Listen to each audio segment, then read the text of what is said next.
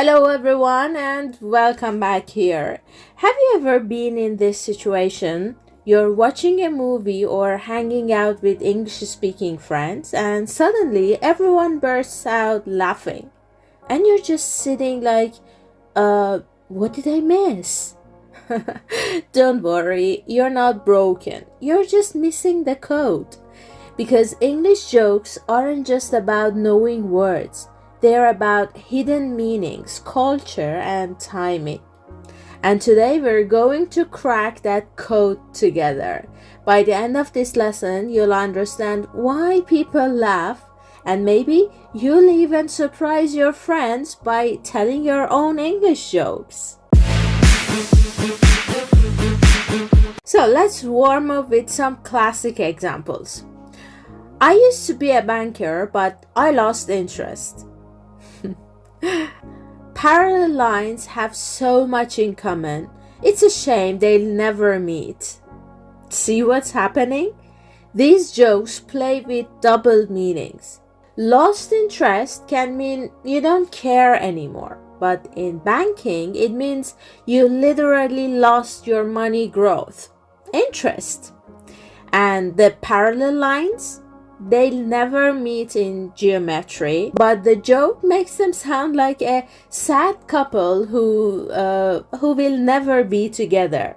So English humor is like a puzzle. You need to find the second meaning. Once you start looking for that, jokes become way more fun. And now let's get cultural. Humor is never just words. It's about the society behind them. Take self-deprecating humor. English speakers love making fun of themselves. For example, I'm on a seafood diet. I see food and I eat it. Isn't it funny? Another classic is understatement.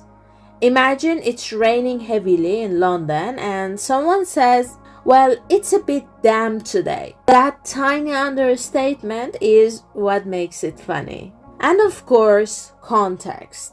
For example, Americans often use exaggeration, like, I'm so hungry I could eat a horse.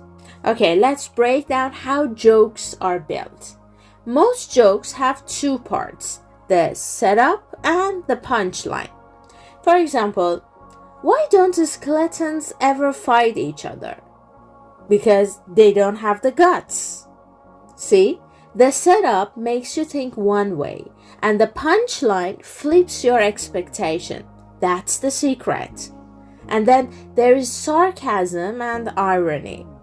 For example, if someone fails a test and their friend says, wow, you're a genius, that's sarcasm. The humor comes from meaning the opposite. Deadpan delivery is also very important, which is saying something serious while it's clearly silly. Think of someone saying in a straight voice, I'm great at multitasking. I can waste time, be unproductive, and procrastinate all at once. Now, puns. Some people really love them. For example, I'm reading a book on anti-gravity. It's impossible to put down. What do you call fake spaghetti? An impasta. These jokes rely on wordplay. Put down can mean stop reading, but also literally dropping the book. And impasta sounds like imposter. Then you've got double entendre, the French word which means one phrase with two meanings. Often one of them is a little cheeky. Let's look at this classic example. Marriage is a fine institution, but who wants to live in an institution? Accents and dialects also add layers. Imagine a comedian with a strong Irish or Scottish accent. You might need subtitles, but when you get it, the jokes are hilarious. So how can you actually get better at jokes? First of all, watch comedy shows. If you like American humor, try Friends. For British humor, try The Office. And of course, Mr. Bean is a perfect universal example. Pay attention to timing. Sometimes a pause or a look is funnier than words. Keep a joke journal.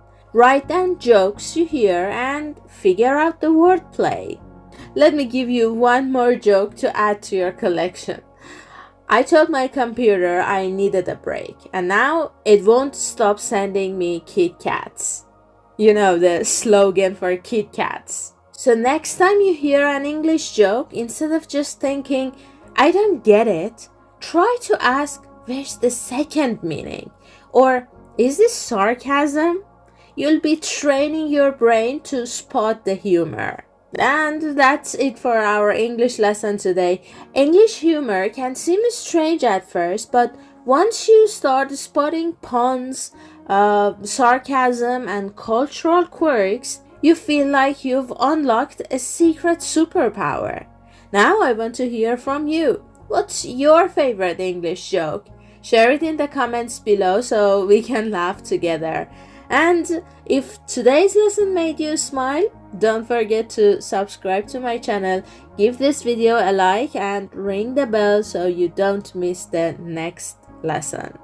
Thank you very much for hanging out with me. Keep smiling, keep learning, and keep laughing. See you next time.